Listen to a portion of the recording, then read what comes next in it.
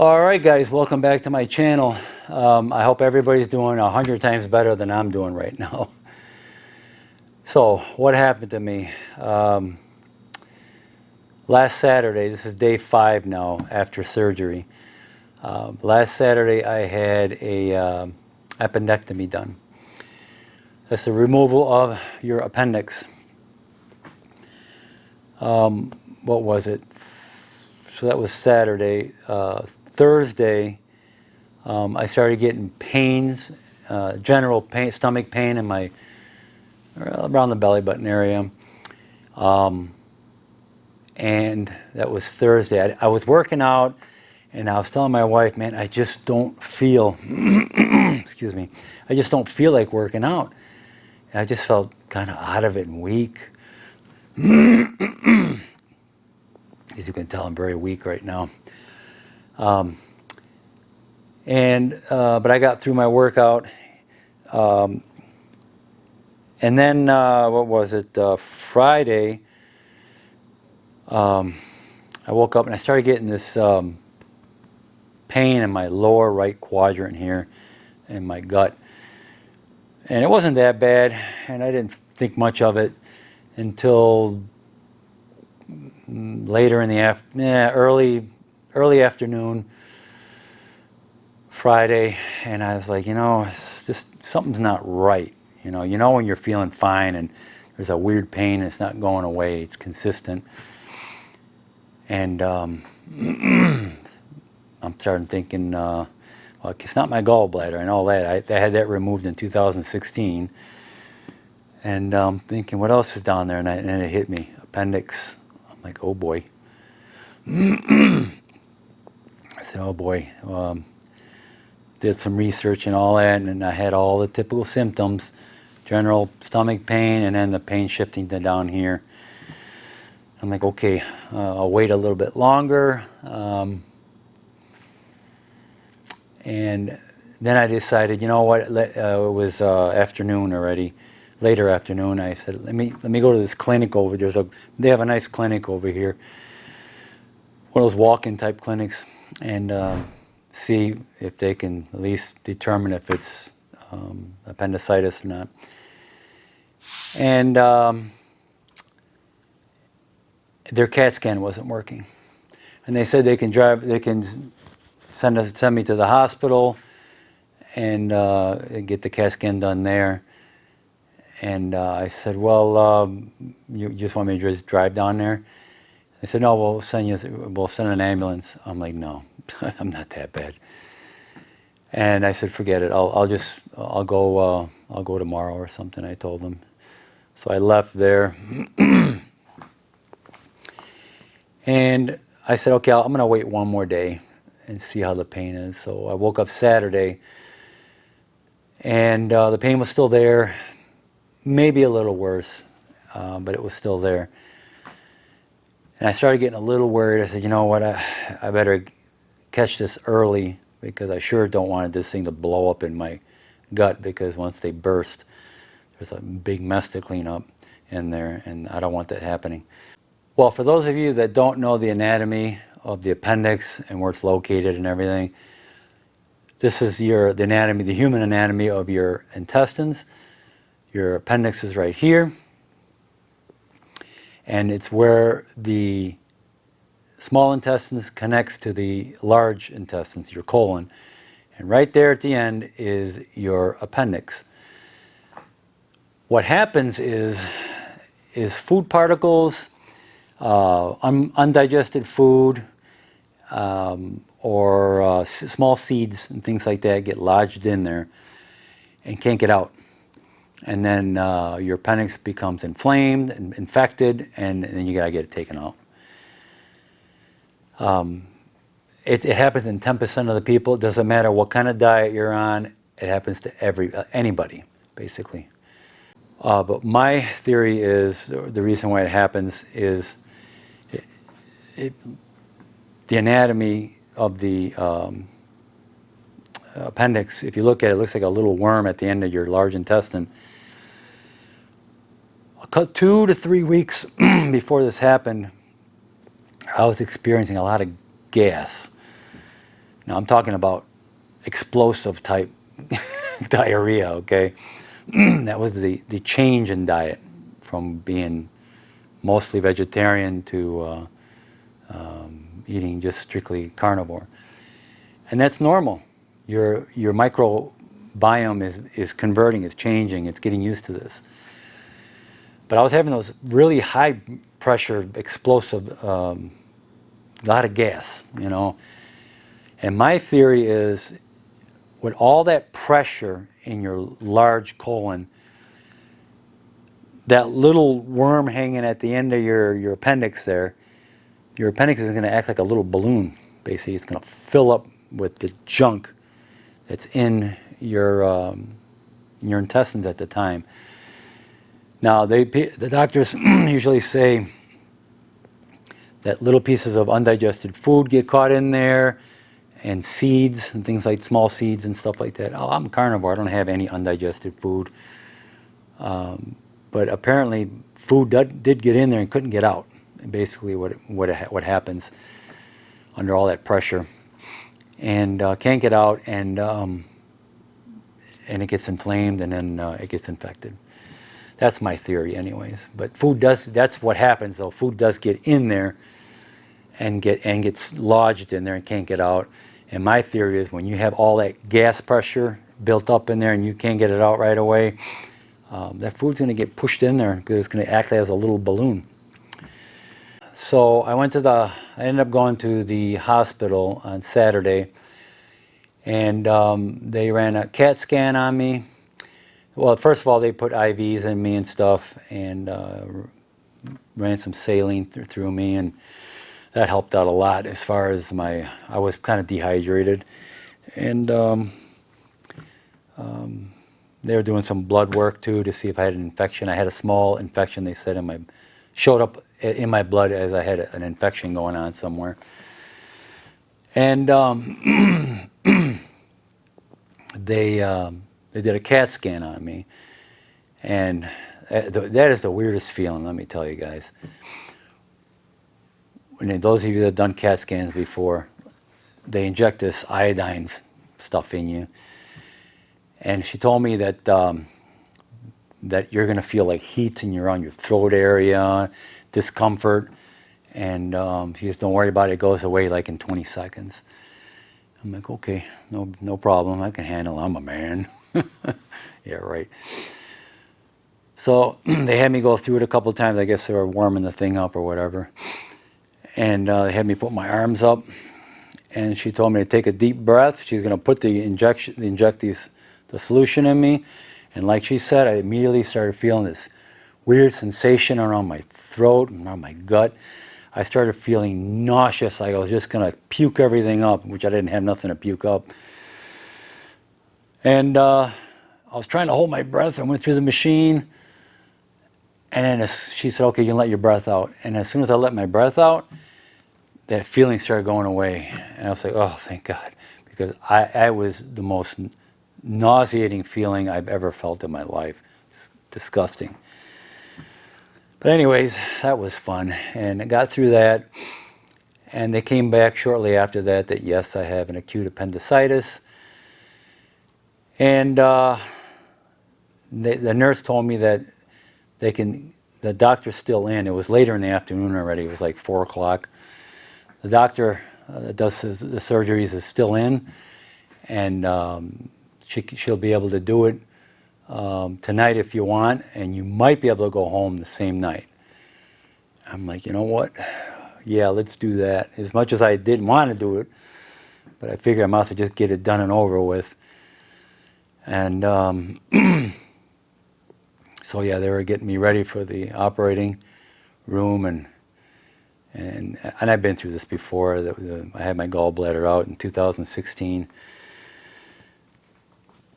and they put me on the table. They wheeled me down to the operating room, and they had me lay down. They put my arm on there was like an extension on the bed. And they put my arm like this, and he was kind of like strapping it down lightly so I wouldn't move it. And I remember looking at that, and I was like, okay. And I turned back like this, and boom, I was out. I don't remember anything after that. And the funny thing is, when I woke up after surgery, I remember waking up, and I'm looking around, and I'm like, I'm doing this on my right side here, and I lifted my shirt up, and I'm like, I'm looking over there, and I'm like, there's nothing there. Like, maybe they couldn't do the surgery tonight. I'm like, oh, great, now I got to go through this crap again in the morning. And I'm feeling around, and I felt this side. This is the side where I got 1, 2, 3 incisions right here. Now, I'm no doctor, and I don't know why they have to come in from the left side and go all the way across down to the lower right-hand quadrant of your belly here to get your appendix, but they know best. They're doctors when it comes to doing surgery, that is. So yeah, I got these 3 little scars here. They'll heal up. It's pretty cool. They put, like, after they stitch everything up inside and out here, they put like this glue over it, and I'm able to take a shower as normal, but just not rub and scrub on it, of course. I just get it wet. I just kind of wash it with my bare hands with a little soap, but don't rub it very hard and rinse when you're taking a shower. And I still feel bloated after the surgery. It's been, like I said, day 5 now. But it's getting better. So after the surgery, they monitoring me, and they put the IV. They gave me 3 rounds of IV antibiotics during the night. And during the night and into the morning, I had to spend the night because they wanted to monitor me. And so by morning, I think it was around 7:30, I couldn't sleep a wink. You just can't sleep, man. The pain and everything. Nurses always getting out, checking blood pressure and everything. Oh, you're still not sleeping? No. But yeah, it's kind of funny. But the breakfast was served, what was it, around 7:30. Now, I have not eaten anything in 44 hours, people. I was counting those hours too. They came in and they served me some, it was 3 half pieces of French toast and 2 turkey sausage links, about the size of my pinky. And I know I got to take it light, of course. After surgery, you can't be stuffing yourself. And believe me, my appetite was not there. It was just not there, man. But I know I had to eat something because I was getting to the point where I was feeling really weak. And they had syrup with it, and that syrup, it was all corn syrup and just corn syrup junk. It was garbage. I didn't eat that. I had butter. They had butter. Man, I took that butter, put it all over that toast, that French toast, and I scarfed that down. I know it's carbs, a lot of carbs there, but I was hungry, buddy. I was hungry, and after surgery, you need to get something in you. And those sausage links, turkey sausage. I ate those, and what else? They had a little bit of apple juice too. I drank some apple juice, and they had coffee. I had some black coffee, and believe it, after all that, they also had some milk for me to drink. It was organic, low-fat milk, but it was organic. It was kind of surprising, but I saved that. I took that home with me because I don't drink milk. And so yeah, that breakfast was made my brain start working again anyways, because I was hungry. And for lunch, they served the turkey, a little small piece of turkey breast, and some green beans. They had horrible tasting. Ugh. It was dry turkey breast and just boiled green beans and with no flavor. I tried putting butter all over everything, but it didn't help much. But it was something. Anyways, I was grateful for that. And yeah, and I got that done. And the nurse said I was able to walk around and stuff because by that time I was tired of laying on my back in bed. I was like, I got to get up out of here and walk around or something. She said, I asked her if I could. She said, yeah, you can do that. And so I walked around with the IV thing around up and down the hallway. And by that time the doctor had came, the one that did the surgery. And she was checking me out. She was checking the incisions and stuff, and everything looked okay. She says, well, I see you're walking around and stuff. And she said I was good to go. And I couldn't wait to get home, man. But I'll tell you, this surgery, it was pretty rough. Let me tell you, the pain afterwards was very rough. Nothing like when I had my gallbladder taken out, it wasn't that bad. It was sore. And I can do light stuff still, but I couldn't, I couldn't do obviously heavy stuff. But just little light activity I can do. With this, no way. No way. I was walking around like an old crippled man, but I knew I had to keep walking to get the digestive system moving and working again after surgery. But very grateful to be home. And now this was weird. A lot of you know that I'm carnivore, and so besides what I ate at the hospital, and I had no other choice, I ate that bread and that. Well, they had like an apple crisp kind of little cup thing, so I ate a couple pieces of that, and some green beans, but and apple juice. I had a little apple juice. Other than that, though, that was the extent of it. But when I got home, I had zero appetite to begin with. I mean, zero appetite after a surgery in your gut. So I was like, you know what? I got some whey protein here, and I have some milk. I have some milk kefir or kefir, however you want to pronounce it. A little couple of scoops of whey protein, a little water, and I poured in some milk kefir in there, and mixed it with a little hand blender, chugged that down, and it was like, bleh, tasted like bleh, basically. So my wife is like, you know what, in the garden we have some watermelon in there. Maybe we can put a few pieces in there to sweeten it up. I'm like, I hate to do that, but you know what, I got to get some nutrition in me. I got to get I got to get down, I got to get it down in me. Later, we went and searched for those meal replacement drinks that they sell at the big, like the Sam's Club, Costco, but we went to Sam's Club. They're all garbage. The ingredients were all garbage. Soy and fructose and corn syrup and stuff I couldn't even pronounce. I'm like, this is garbage. How can people drink this crap and be healthy? As much as I wanted something like that, I decided I don't want to buy it. But I ended up drinking the whey protein and that milk kefir. That's the only thing we had. I needed that protein to start, help rebuild my gut here again. So my wife went and picked a watermelon out of the garden, and we cut it. And it was not that, she said it was pretty sweet. I didn't find it that sweet. I don't know, maybe because of my food in general to me was just nauseating at this time. So I took a little bit of the watermelon, put it in the cup with some whey protein, a little kefir and water, mixed it with a hand blender, and drank that down, and it helped a little bit.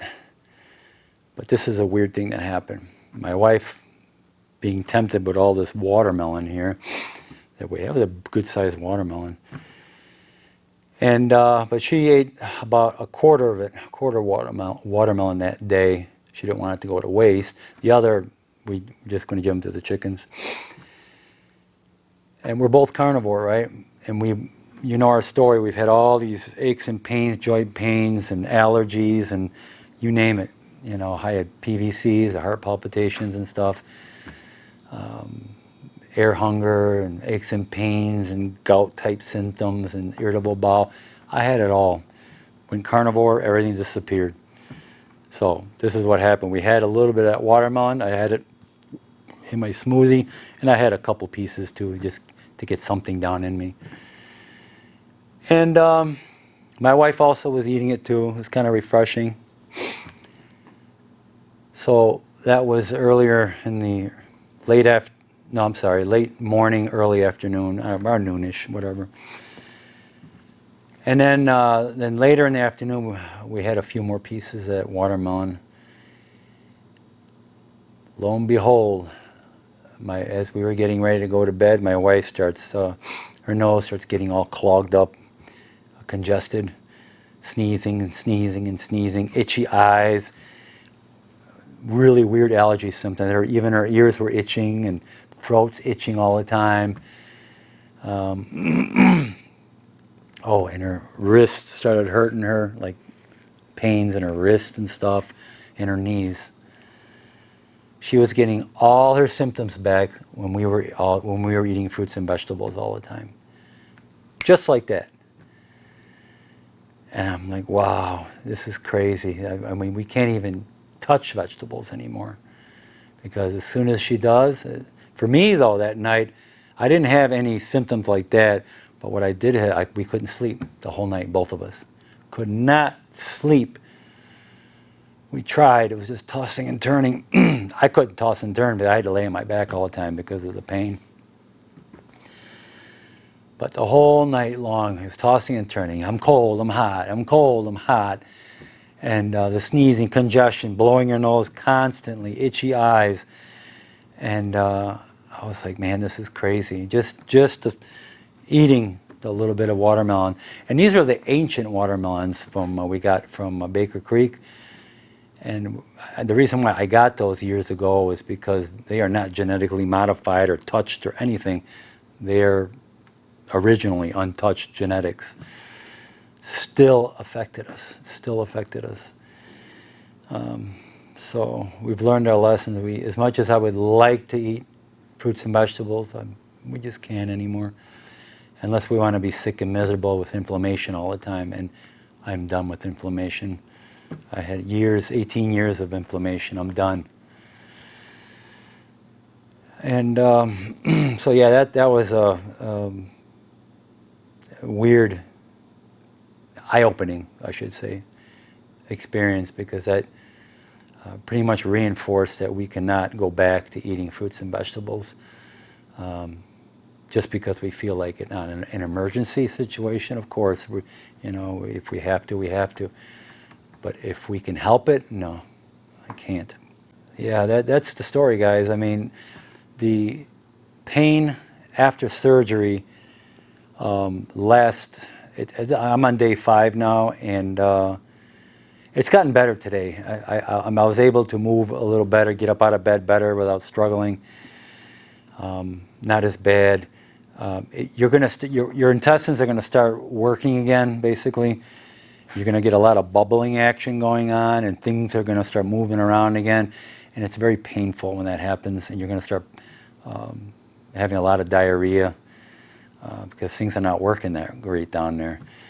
And it can be painful at times, those sharp pains that you get if you're having a messed up gut, And but yeah, day 5 now, and I'm just starting to feel better. I'm able to walk better. Yesterday, we went to Sam's Club to look for those meal replacement drinks, and I was able to walk around a little bit there. We bought some more meat and stuff for later when I start feeling better. And we went to that Rock Iron Cattle Company in what is it, Pollock. We bought like 20 pounds of hamburger there, and she recognized me. The lady recognized me. Oh, you're the one with the YouTube channel. I'm like, yeah, you recognize me? There was a different lady from the first time I went. She goes, yeah. I was really happy you guys did the video and stuff. She goes, pick out a steak there, whatever you want. It'll be on the house. I'm like, really? I'm like, cool. I guess that video helped them out with more customers, put it that way. So it's nice to know, you know, help out your local ranchers and get some real food, people. I hope that this video was I hope this video helped anybody out that might be experiencing anything like this. My thing is, what I would say to you is, if you're starting to feel a stomach ache and then it kind of shoots down here, the pain, wait a day. If it's not severe, put it that way, if it's not severe, wait a day and see how you feel the next day. If it doesn't go away, maybe wait a little longer. But it's probably best to just go get it checked out, go to your doctor, go to the emergency room, and tell them the pain you're experiencing, and get it checked out. They'll just do a quick CAT scan on you, and draw some blood, and look, they can tell you right away, you know, within an hour or two, whatever it is, depending on how busy the hospital is, of course. And they can get it done and get it checked out. And peace of mind, you know, it could be something else. It could be diverticulitis. It could be an inflammation of the intestines from whatever you ate. So, and that could be taken care of probably with antibiotics. But it's always best to get it checked out, people, just to be safe. Okay, guys, so I hope you found this video informative, and I hope it helps somebody out. Please like, subscribe to my channel, and I will see you guys in my next video.